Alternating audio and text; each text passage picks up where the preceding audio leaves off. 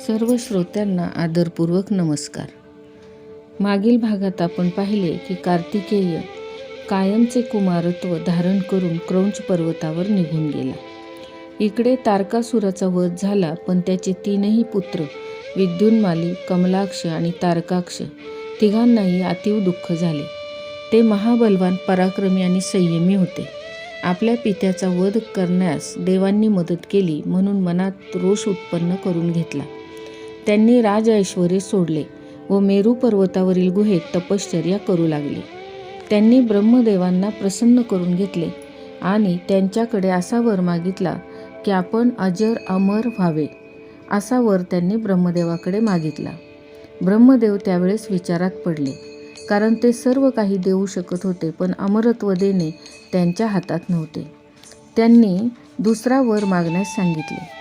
मग ते तिघे म्हणाले, आम्हाला तिघांना असा एक नगर तुम्ही द्या की जे देवांना देखील अभेद्य असेल. अनुक्रमे सोने, चांदी आणि लोखंडाचे नगर त्या तिघांनीही मागितले. मग ब्रह्मदेवांनी त्या तिघांना 3 नगरे दिली.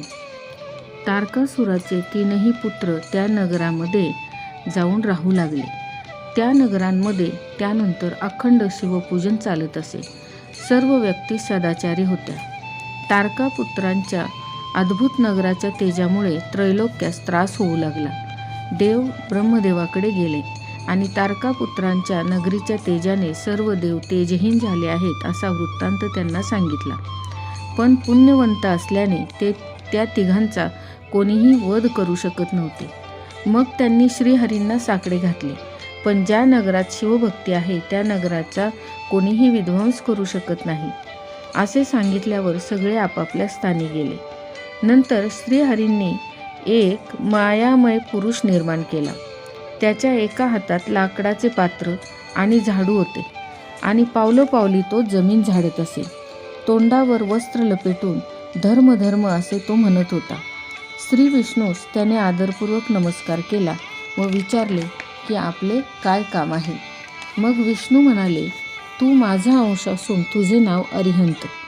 तू असे शास्त्र निर्माण कर की जे श्रुती, स्मृती आणि वर्णाश्रम धर्माच्या विरुद्ध असले पाहिजे. ते अपभ्रंशमय असावे आणि फक्त कर्मवादच त्यामध्ये असला पाहिजे. त्यांनी अद्भुत असे एक शास्त्र शिकवले की स्वर्ग आणि नरक येथेच आहे. मग त्या स्त्रीपुरास जाऊन सर्व दैत्यांना मोहित करण्यास सांगितले. हे शास्त्र त्यांना तू शिकवायचे. यात तुला कोणताही दोष लागणार नाही असे वचन श्रीहरींनी त्यास दिले. नंतर अरिहंत त्रिपुर नगरीत गेला.